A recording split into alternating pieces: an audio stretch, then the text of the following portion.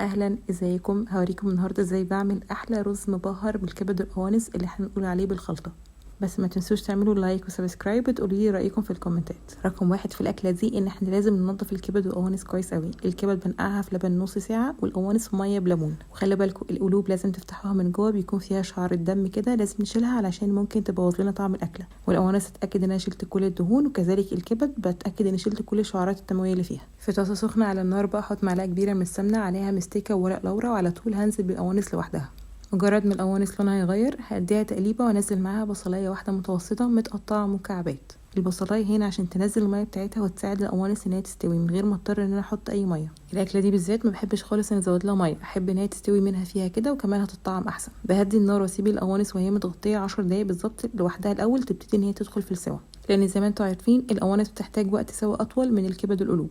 وبعد ال10 دقايق دول هوسع مكان للكبده وانزل بيها هي والقلوب على نار عاليه شويه، ولما تاخد لون من تحت ما تقلبهاش بمعلقه، قلبوها كده بالحله او بالطاسه اللي بتعملوا فيها علشان الكبد ما تتهريش. وعلى طول هنزل بميكس التوابل، هكتبه تحت برضو في الكابشن، هو ملح وفلفل اسمر كزبره حبهان مطحون والسبع بهارات. هكتب لكم كل حاجه بالتفصيل تحت في الكابشن. هديهم تقليبه رقيقه كده عشان برضو الكبده اخاف ان هي تتهري، وبعدين هغطي عليهم واسيبهم على نار هاديه جدا لمده 10 دقايق تانيين. هتكون خلاص كده الخلطه استوت معايا. نفس الطريقه دي ممكن تزودوا لها فلفل الوان وتعملوها سندوتشات، هتكون خطيره برضو.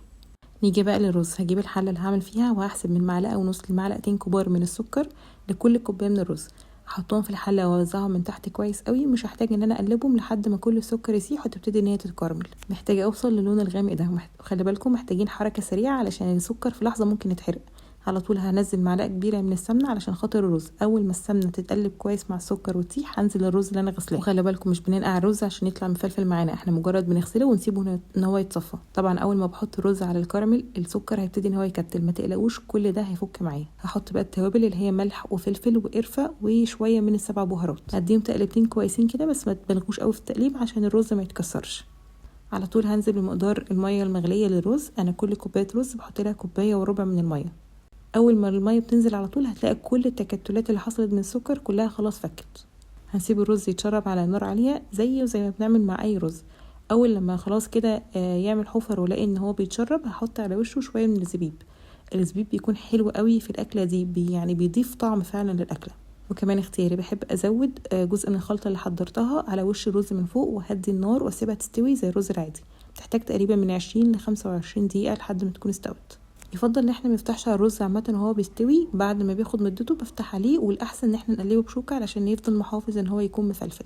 ريحه الرز رهيبه وكل الاطعمه شاربه من بعضها واللون رهيب. بحط طبعا باقي الخلطه فوق على الوش، ولو في عندكم لوز محمر بتبقى خطيره. بتبقى محتاجه جنبها بس شويه طماطم مخلله وشويه ملوخيه، تبقى اكله خطيره لاخر الشهر. ولو عملتوها في عزومه بتكون طبق شيك جدا. جربوها وقولوا لي رايكم.